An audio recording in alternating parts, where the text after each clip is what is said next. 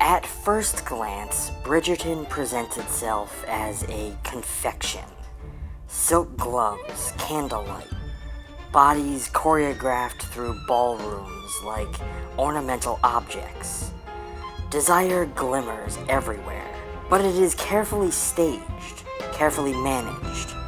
Yet beneath its pastel surfaces, the series is obsessed with something far darker. The psychological toll of living under constant observation, and the corrosive effect of gossip when it becomes the primary mechanism of social control. Throughout Bridgerton, perfection is not an aspiration. It is a survival strategy, and gossip is the poison that ensures no one ever forgets it.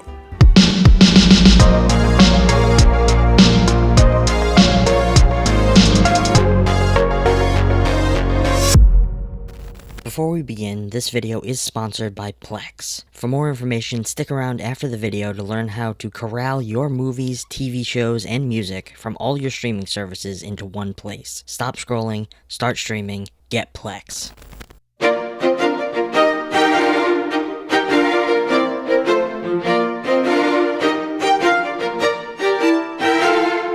The world of Bridgerton operates on an unspoken but absolute rule. To be vulnerable is to be endangered. Emotional honesty is treated not as intimacy, but as exposure. Every character learns early that need must be hidden, desires must be coded, and the self must be curated into something socially legible, and, above all, unimpeachable.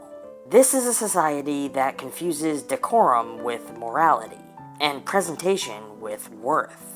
The result is a culture where the greatest fear is not being unloved, but being known.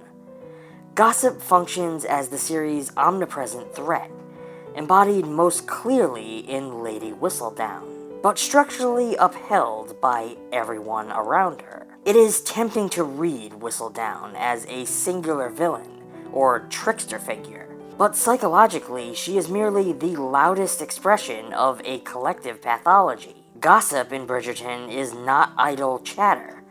It is a disciplinary force. It polices behavior, enforces norms, and punishes deviation. To be spoken about is to be stripped of interiority. One's private emotions are flattened into scandal, rumor, or moral failure. Digestible narratives that the tongue can consume without empathy. What makes this poisonous is not just that gossip distorts the truth, but that it replaces it. Once a story begins to circulate, it becomes more real than lived experience. Characters are forced to respond not to who they are, but to who they are perceived to be. This creates a profound psychological split, the internal self versus the public self. Over time, maintaining that split requires constant vigilance. Desire must be buried before it can be discovered. Grief must be muted before it can be misinterpreted. Loneliness must be dressed up as aloofness, pride, or charm. Nowhere is this clearer than in the series' repeated fixation on perfection. The ideal debutante, the ideal marriage, the ideal family. All are present as performances rather than states of being. Perfection is less about happiness than about invisibility. If one can appear flawless, one becomes unassailable. But the cost of this armor is psychic suffocation. Needs that are not expressed do not disappear. They ferment. Desires denied language seek other, often destructive, outlets. The more pristine the facade, the more violent the repression required to sustain it. This repression is often gendered, but never limited to women. Men in Bridgerton are taught an equally punishing script, emotional restraint masquerading as strength, silence mistaken for control. Vulnerability is feminized and therefore dangerous. To admit longing, fear, or confusion is to risk emasculation in the eyes of a society that equates masculinity with mastery over oneself or others. The result is a cast of characters fluent in flirtation, but illiterate in emotional truth, capable of grand gestures, but terrified of honest conversation. Gossip thrives in this environment because it feeds on absence. When people cannot speak openly about who they are, others speak for them. Rumor rushes in to fill the void left by silence. In this way, gossip becomes both symptom and cause, born of repression, then reinforcing it. The more devastating the consequences of being exposed, the more tightly characters cling to their masks. And the tighter the masks, the more distorted and sensationalized the whispers become. What Bridgerton understands, perhaps better than its glittering aesthetic initially suggests, is that perfection is inherently dehumanizing. To be perfect is to be static, polished, unchanging. But human beings are none of these things. They are contradictory, needy, impulsive, and shaped by private histories that cannot be neatly summarized in a scandal sheet. When a society demands perfection, it is not asking people to be better. It is asking them to be less than they are. The tragedy at the heart of Bridgerton is not simply romantic misunderstanding or social ruin, but the quiet grief of characters who have learned to distrust their own desires. Many no longer know whether what they want is truly theirs, or merely what will keep them safe. Love becomes a negotiation, identity becomes a brand, and the self, messy, yearning, unresolved, is buried beneath layers of etiquette so thick it can barely breathe. Yet the series also gestures toward the possibility of rupture. Moments of genuine intimacy, when characters speak without polish, when desire is named rather than implied, are treated as radical acts. These moments are risky, often punished, but they are also the only instances where characters feel briefly whole. Bridgerton suggests that freedom does not come from escaping gossip entirely, which is an impossible task, but from deciding which parts of oneself are worth protecting, and which are worth revealing, even at great cost. In the end, Bridgerton is not simply about romance and corsets. It is about the psychological violence of living in a world where being seen incorrectly can utterly destroy you, and being seen accurately feels even more terrifying. Gossip is the blade, perfection is the shield, and the true self is what bleeds quietly beneath both.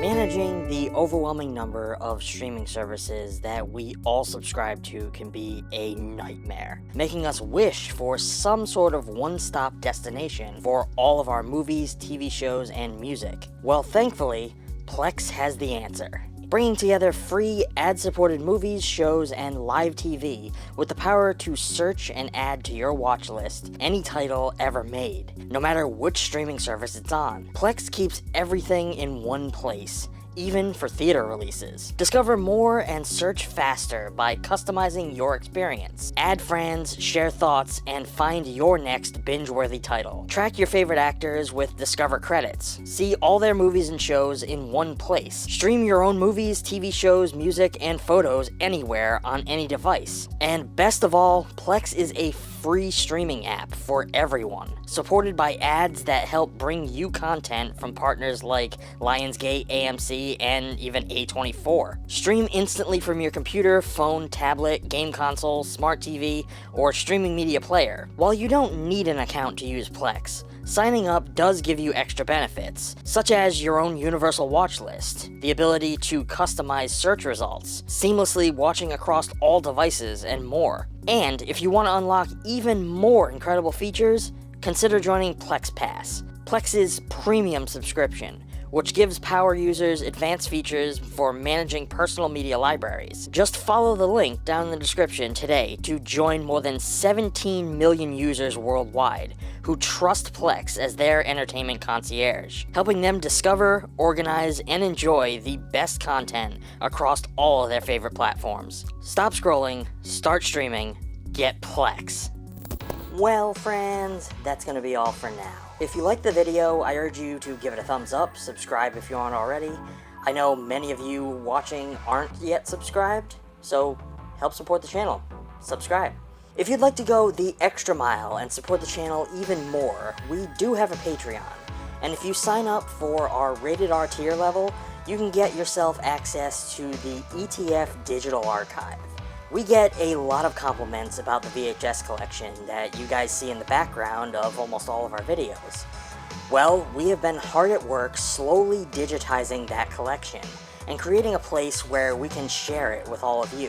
Thanks to the help of the Plex platform, one of this channel's sponsors, we can now do just that.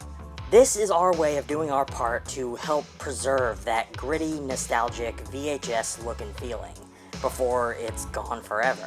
So as a special thank you for becoming a Rated R tier member, you will be added to our ETF Archive Plex server, so that you can stream our VHS collection from anywhere at any time.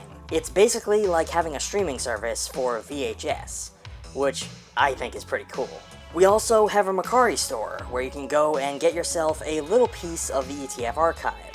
While collecting VHS, Blu-rays, and DVDs over many years, we wind up with lots of duplicates, and we unfortunately can't store them all. So on our Mercari shop, we have those for sale.